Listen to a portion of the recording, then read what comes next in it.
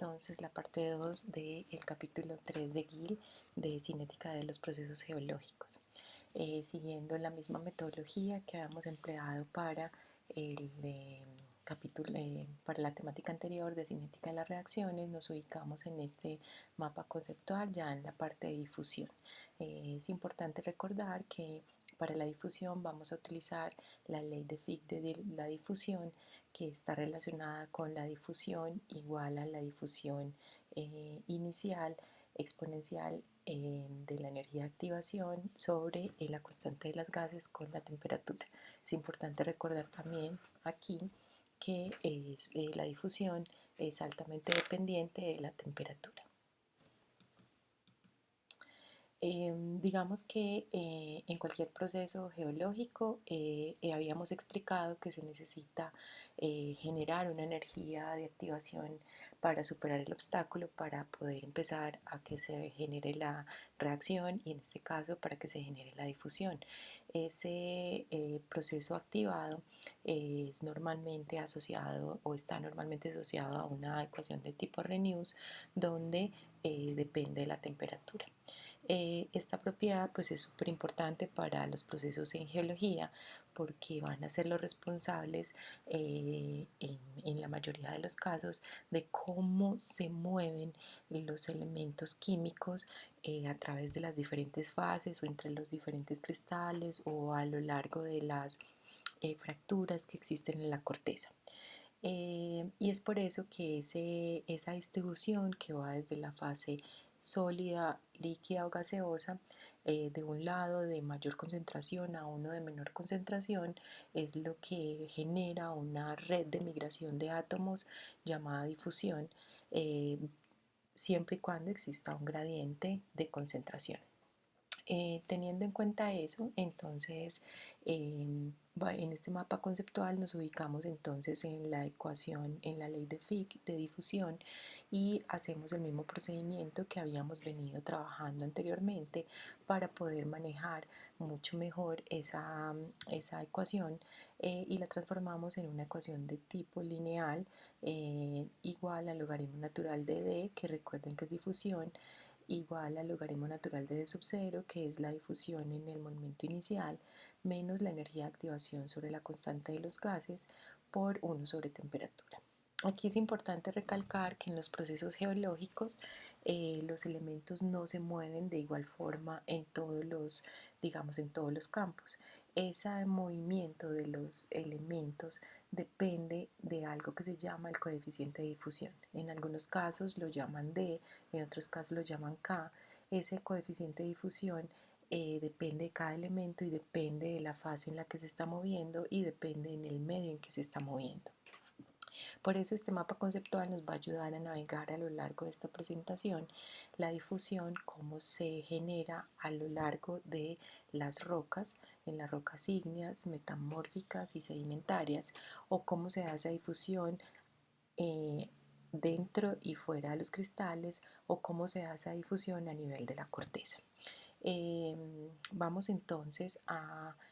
conceptualizar mejor lo que es el proceso de difusión. Si ustedes observan acá, tenemos un vaso con agua donde empezamos a esparcir una sustancia roja. Con el tiempo, esa sustancia roja que está cargada de ciertos elementos químicos va a lograr distribuirse homogéneamente en todo el vaso con agua. Ese movimiento de esas partículas a lo largo del tiempo en este vaso con agua se va a mover de forma aleatoria y se va a distribuir de forma aleatoria y uniformemente cuando el tiempo tiende a infinito, en un proceso que digamos va del gradiente de mayor concentración al de menor concentración. Esta difusión va a permitir entonces que se homogeneice el sistema en un tiempo infinito, como había dicho anteriormente, y esta difusión va a cesar cuando se encuentre un equilibrio químico, es decir, cuando los gradientes de concentración sean iguales en ambos sistemas. Lo que hicimos nosotros en el laboratorio de cristalización fue promover una difusión desde una solución sobresaturada hacia el cristal, y el cristal, como de sulfato de cobre, lo que hizo fue,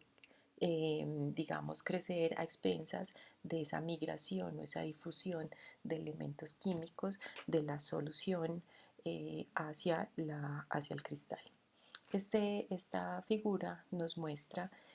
cómo se da la difusión de los iones en tiempo cero, eh, y cómo a lo largo del infinito,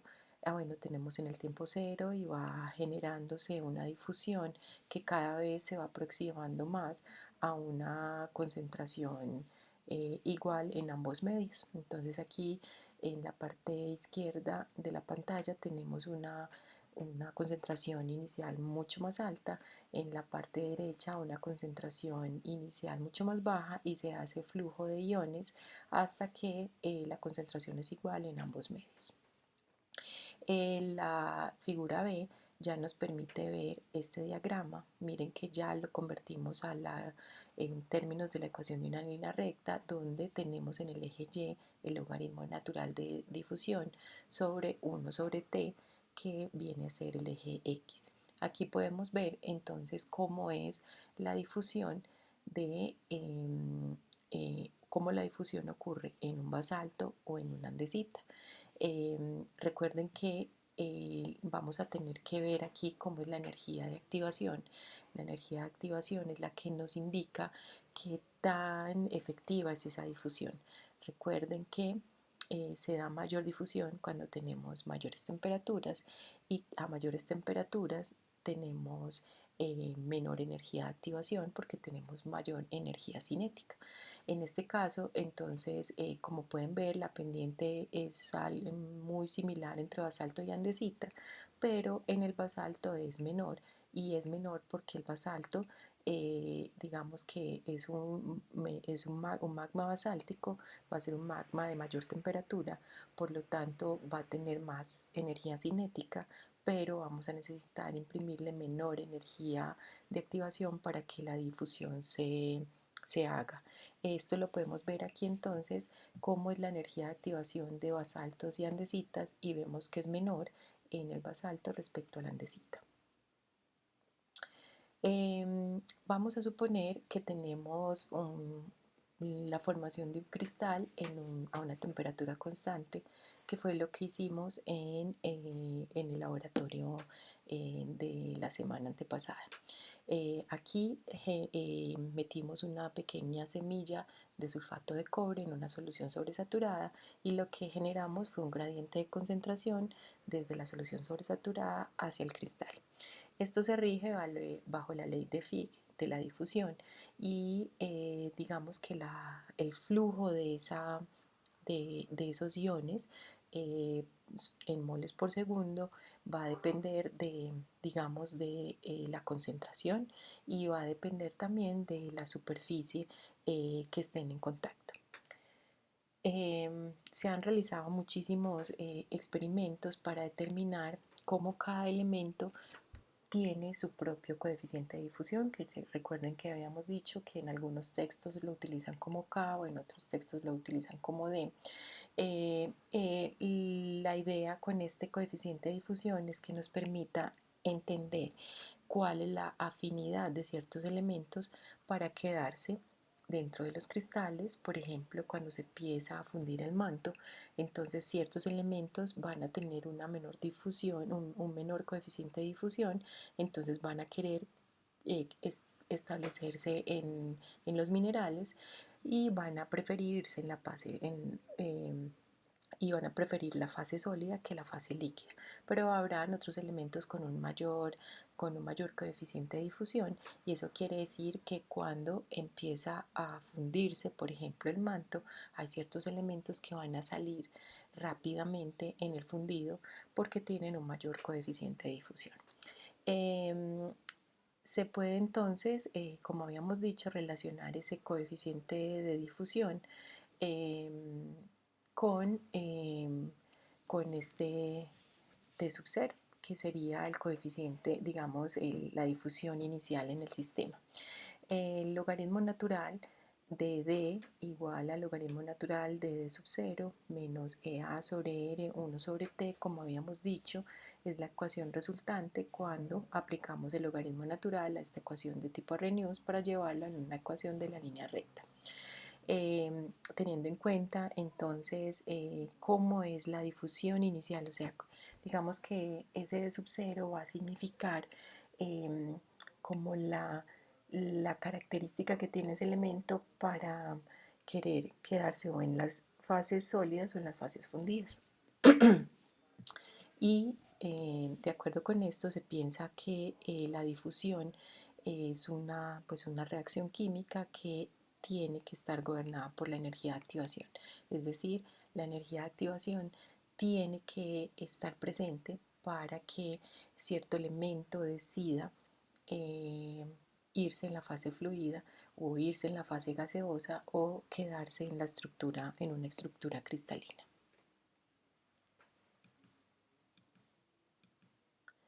Bueno, como les había dicho, entonces con el mapa conceptual anterior, la difusión se da en las rocas ígneas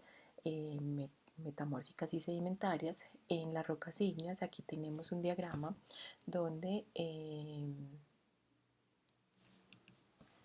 un diagrama donde tenemos el logaritmo natural de difusión sobre 1 sobre t, y aquí vamos a ver cómo un elemento como el cobalto decide o se mueve o se difunde fácilmente en un basalto o una andesita. Entonces lo que ustedes pueden ver es que la difusión del cobalto es diferencial, es diferente en el basalto y en la andesita, y la razón es por qué sucede eso. Su coeficiente de difusión le está indicando, si ustedes ven acá, la energía de activación, hay una mayor energía de activación en la andesita, lo que nos quiere decir es que el cobalto se difunde más fácilmente en un magma basáltico, es decir, en un magma basáltico vamos a tener posibilidad de que los iones de cobalto se muevan más fácilmente que en una andesita. Ese coeficiente de difusión, como había dicho yo, entonces va a depender pues de la fase fluida o del tipo de fundido, eh, del material en que se encuentre. En este caso estábamos comparando a una misma temperatura cómo se da el proceso de difusión. Ustedes ven que a una misma temperatura el proceso de difusión del cobalto es distinto al proceso de difusión del cobalto en la andesita. Bueno, en las rocas metamórficas vamos entonces a ver qué es lo que sucede cuando vamos a comprimir un material. Tenemos una compactación de un material, es decir, vamos a generar una presión que está visualizada con estos sigmas, sigma 1, sigma 3. Lo que quiere decir es que estamos compactando ese material, y debido a esa compactación de ese material vamos a generar una presión, y esa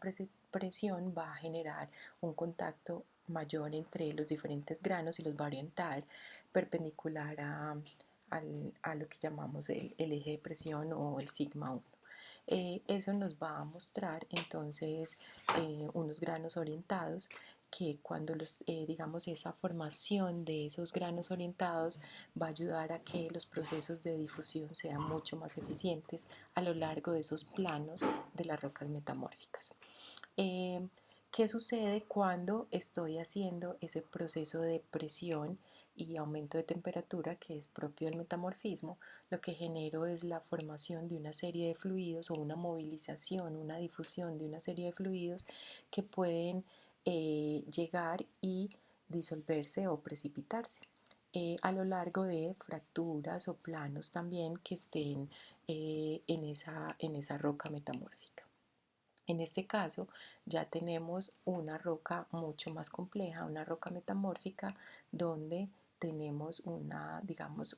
esto lo van a ver mejor en rocas metamórficas, pero esto se llama un clivaje de crenulación, que quiere decir que tuvimos otros procesos de deformación que nos generan prácticamente digamos,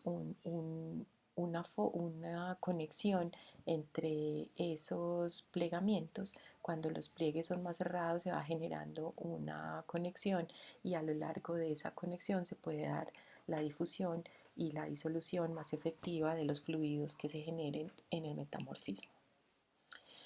También en las rocas metamórficas habíamos hablado cuando estamos a lo largo de un sistema de fallas. eh, Vamos a tener entonces esta figura nos muestra qué sucede cuando un bloque o una zona se encuentra fallada.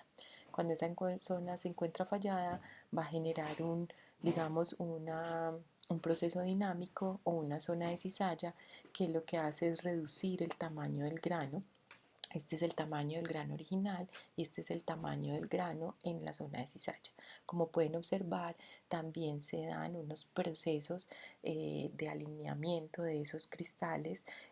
asociados al movimiento de la falla y va a generar que esos granos se vuelvan cada vez más pequeños y al generarse esos granos cada vez más pequeños va a haber una superficie mayor de contacto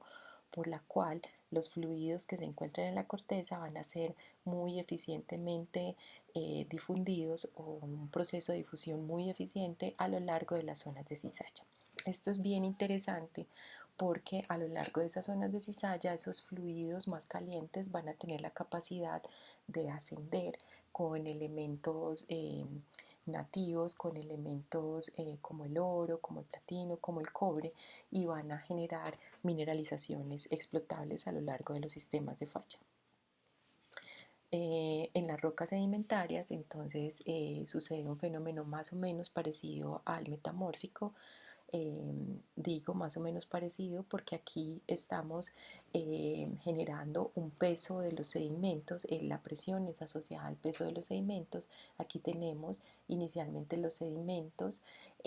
suspendidos en agua, aire, etcétera, y a medida que voy generando una presión, voy reduciendo los poros, voy haciendo una pérdida de agua, voy generando unas reacciones químicas que me pueden ayudar finalmente a la cementación de esa roca sedimentaria. Aquí tenemos entonces, por ejemplo, una roca sedimentaria formada por estratos, donde tenemos diferentes tipos de estratos y aquí tenemos precipitados químicos que también va a ser ese proceso asociado a la difusión de todos esos elementos químicos que van en las aguas naturales y que llegan finalmente al mar, que se van a precipitar y que luego se van a compactar para formar las rocas sedimentarias. Es decir, en las rocas sedimentarias los procesos de difusión son bastante efectivos y son generados primero por la presión de los sedimentos y segundo por la compactación en los precipitados químicos. Siguiendo entonces la difusión en estado sólido, que es lo que hemos venido diciendo también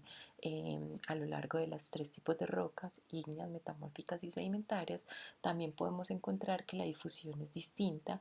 en un fundido que en un cristal. Ustedes se preguntarán por qué razón la difusión es distinta en un fundido o en un cristal. La respuesta es que digamos que en un fundido o en un fundido como un fundido silicio tipo magma, el medio es isotrópico, es decir, no hay una dirección preferencial y es desordenado, por lo tanto la difusión va a ser en cualquier dirección. El caso del cristal, como lo han visto ustedes en sus cursos de geociencias, los cristales tienen generalmente, son agregados que tienen unos ejes. Ustedes ven aquí una figura de un cristal alargado en una dirección, más largo en una dirección y más corto en otra dirección. Es decir, cuando un elemento químico entra al cristal va a tener varias vías para hacer su difusión, una a lo largo del eje largo y otro a lo largo del eje corto. Es decir, la difusión va a ser muy efectiva a lo largo del eje corto y más lenta a lo largo del eje más largo. Entonces, esa difusión la podemos dividir al interior de los cristales en dos tipos de difusión. Uno que sucede intracristalina, es decir, a lo largo de un cristal que tiene un volumen determinado y que tiene una, unos ejes cristalográficos determinados. Y esa es la gran diferencia entre un cristal y un fundido, que los cristales tienen un arreglo atómico ordenado, y por lo tanto la difusión a lo largo de un cristal es más baja y también es distinta cuando existen ejes distintos dentro del cristal. Aquí vemos entonces cómo se da la difusión del níquel en un cristal de olivino que tiene un eje Z y un eje Y. Es decir, el cristal de olivino no tiene una simetría perfecta y un eje es más alargado que otro. En ese caso, entonces ustedes pueden ver que la pendiente, recuerden que la pendiente es igual a la energía de activación, que necesitamos imprimir una mayor energía de activación a lo largo del eje Y, que es el eje más largo, y una menor energía de activación a lo largo del eje Z, que es el eje más corto. El segundo punto que queremos hablar de la difusión intercristales es qué sucede cuando ponemos en contacto dos cristales. Esto es un efecto muy claro en rocas metamórficas porque estamos poniendo cristales en contacto por los procesos de presión y aumento de temperatura. Esa difusión a lo largo de los cristales pues está estrechamente relacionada con las formas de los cristales, con el tipo del contacto, entre otros. ¿De qué depende entonces ese tipo de difusión? Depende uno del tamaño de esos cristales, el tamaño de la roca. Ya habíamos visto que cuando tenemos tamaños muy pequeños, la difusión, digamos, los granos se tocan entre sí, es decir, tienen un mayor volumen de roca en contacto, por lo tanto la difusión será más fácil. ¿Qué sucede cuando tengo dos cristales en contacto? Aquí tenemos dos cristales que están en contacto y si empiezo a tener un proceso, por ejemplo, de metamorfismo, puedo generar una reacción donde me empiece a generar unos fluidos y esos fluidos me pueden hacer un embahillamiento, es decir, es como si esos fluidos tuvieran la capacidad de comerse al otro cristal. Ese embahillamiento con esos fluidos que hay ahí pueden generar que se crezcan cristales al interior de otro cristal con un proceso que se llama nucleación. Es decir, cuando ya tenemos esa roca y vemos eso, a la sección delgada, podemos ver cristales que tienen unos cristales dentro de otros cristales, primero por un proceso de difusión que llevó ese fluido al interior de otro cristal, puede ser por medio de una fractura, y generó una nucleación que posteriormente ayudó a crecer el cristal de una forma más grande al interior de ese cristal. El segundo punto que tiene que ver con los granos es cómo son los bordes de esos granos. Como habíamos dicho anteriormente, si tenemos dos cristales en contacto, uno que es sensible a deshidratarse o decarbonatizarse, entonces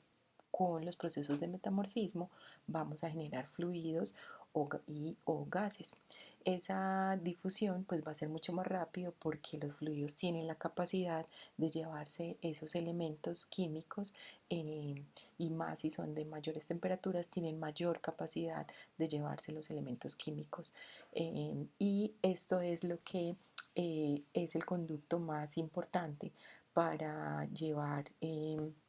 para generar una alteración hidrotermal. Recuerden que una alteración hidrotermal es esa alteración que sucede cuando fluidos más calientes asociados a un magmatismo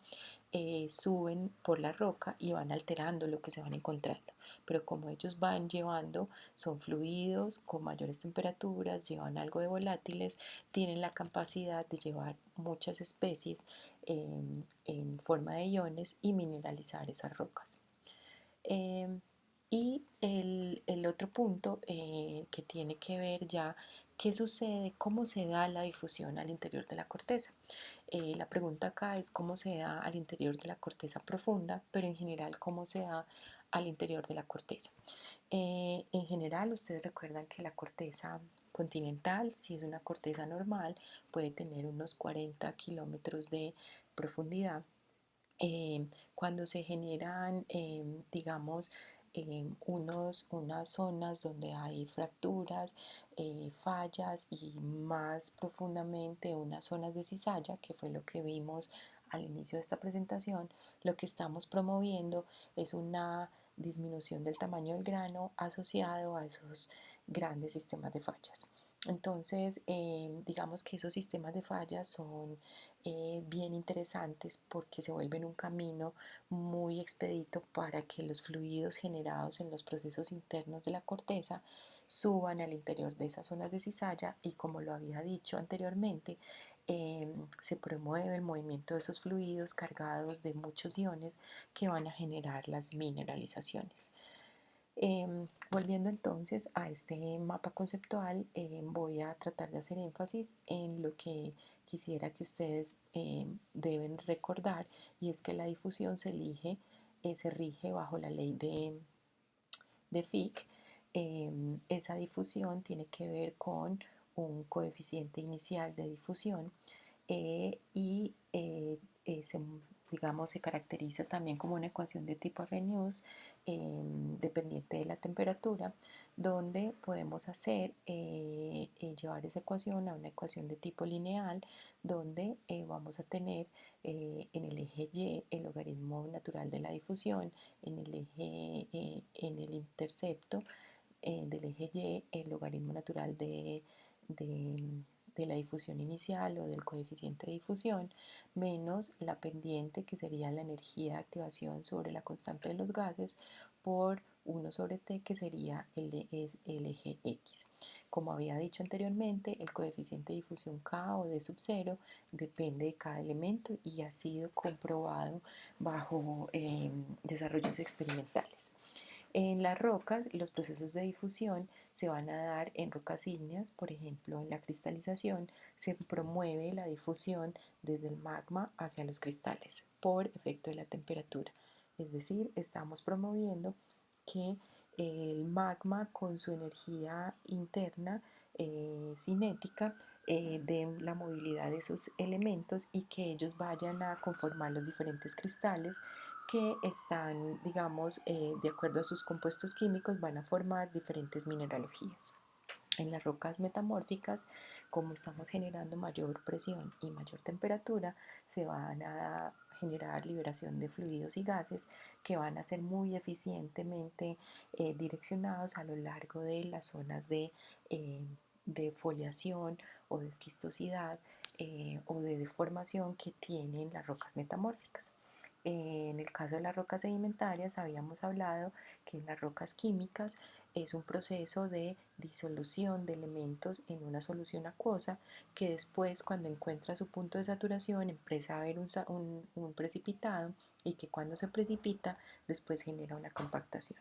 Pero también sucede cuando se dan las rocas detríticas, es que esos detritos se van depositando, van generando una presión y van reduciendo esos poros que se encuentran dentro de esos detritos, y toda esa expulsión de fluidos va a generar también la movilización de elementos químicos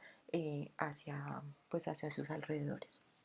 También vimos que la difusión va a ser distinta en los cristales, una difusión intercristalina que va a tener relación con el tipo de granos, la morfología de los granos, el tipo de contacto, intracristalina, que va a ser a lo largo de los ejes de los cristales. Y la difusión en la corteza se va a dar a lo largo de esas zonas altamente deformadas donde se ha promovido la deformación y la disminución del tamaño de grano, y eso es lo que conocemos como zonas de cizalla. En general, la difusión va a ser más efectiva también cuando tenemos mayores temperaturas. Si comparamos los procesos de difusión a mayores temperaturas, van a ser más, digamos, más eficientes que a menores temperaturas. Ahora